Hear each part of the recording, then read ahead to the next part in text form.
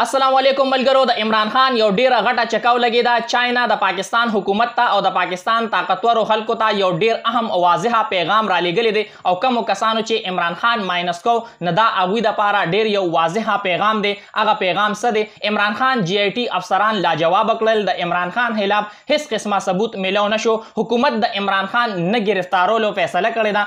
آینده څه منصوبه بندي ده، دا ټولې خبرې په دې نوي ویډیو کې تاسو سره شریکوم. خو د هغې نه مخکې تاسو ټولو ملګرو ته دا ریکویسټ دی چې دا ویډیو مخکې ملګرو سره ضرور شیر کړئ او تاسو خپل قیمتي رائے هم ما سره په کمنټ کې ضرور شریک کړئ. لاول راځو چې د عمران خان څنګه غټه چکاو لګیدا. دا څنګه د عمران خان دپاره یو ښه خبر دی او چاینا د پاکستان طاقتورو حلقو ته، د پاکستان حکومت ته او هغې کسانو ته کم چې عمران خان ماینس کول غواړي هغوی ته څه پیغام را لیږلی دی. دا یو ډیر اهم خبر دی او اوسه پورې چې عمران خان باندې کم الزامات لګېدل، په هغې ټولو الزاماتو کې عمران خان سرخرو شو.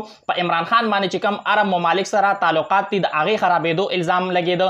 آی ایم ایف سره چې کم معاملات دي د هغې الزام پې لګېده او خاص کر چاینا سره چې د پاکستان کم تعلقات دي نو د هغې الزام پې لګېده او دا الزام پې د ټول نه غټ الزام و چې عمران خان په سی پیک باندې کار ودرولی دی. احسان اقبال چې څنګه یو څو ورځې مخکې دا خبره کړې وه خو د هغې جواب چاینا قونسل خانې په خپله باندې احسان اقبال له ورکړه چې هغې ټیم کې د عمران خان په دور کې وبا هم وه، یعنی کرونا وایرس و. د هغې باوجود په سی پیک باندې ډیر تسلی بخش او بهترین کار شوی دی.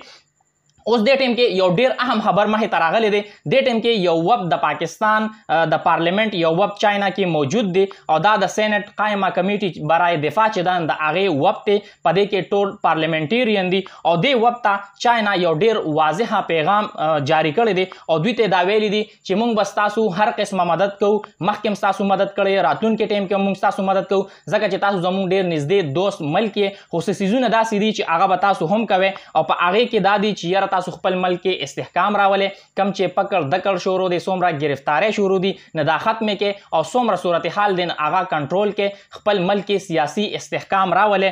نو موږ به تاسو سره دا مدد چې دی دا همیشه دپاره جاري ساتو.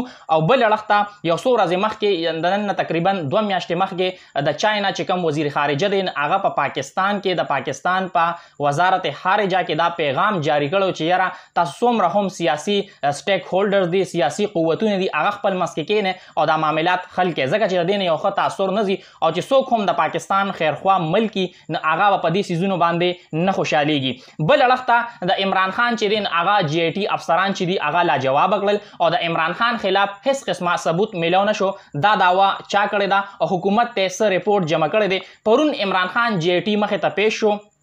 جی آی ټي د هغه نه 35 سوالات وکړل او د عمران خان نه تقریبا 50 منټ تفتیش وکړو. اوس سینیر صحافي دی عارف حمید بټي هغه دا دعوه کړې ده چې عمران خان جی آی ټي کې شامل شو. نو د جی آی ټي چې کوم افسران دي هغه لاجواب کړل او د ذرایع مطابق جی آی ټي چې کوم افسران دي هغوی حکومت ته دا رپورټ جمع کړی دی چې د عمران خان خلاف هیڅ قسمه ثبوت میلو نشو، د هغه خلاف هیڅ قسمه یو کیس هم نشي ثابتېدی. د هغه خلاف چې کوم صد د دهشتګردۍ مقدمات دي نو په هغې کې په عمران خان باندې یو الزام هم ثابت نشو.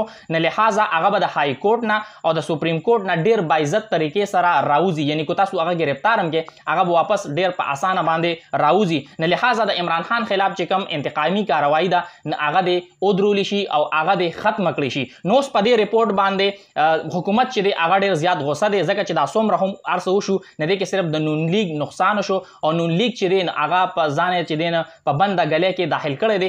دا دعوه سینیر صحافي عارف حمید بټي کړی ده. اوس بل اړخ ته حکومت دا فیصله کړې ده چې موږ به عمران خان نه گرفتارو، د عمران خان خلاف په مزید کاروایی نه کوو او چې څه هم کاروایی کیږي نه عقیدي شي کم راتلونکي نگران حکومت ته په هغې کې وشي ځکه چې دا موجوده ټیم کې څه هم کیږي نه دې ټولو کې صرف او صرف نون لیگ ته زیات نقصان شو. او څنګه تاسو پته ده حکومت دا فیصله کړې ده او دا فیصله د نورو سایډونو نه هم شوې ده چې یاره حکومت چې دی هغه په خپل ټیم باندې ختمیږي، اسمبلی چې ده هغه په خپل ټیم باندې تحلیل کیږي او الیکشن چې دی د هغې هېڅ پته نه لګي کیدی شي کم نگران سیټ اپ دی هغې لا طول ورکړي، د هغې په مدت کې اضافه وکړي. خو ګورو چې راتلونکي ټیم کې څه کیږي.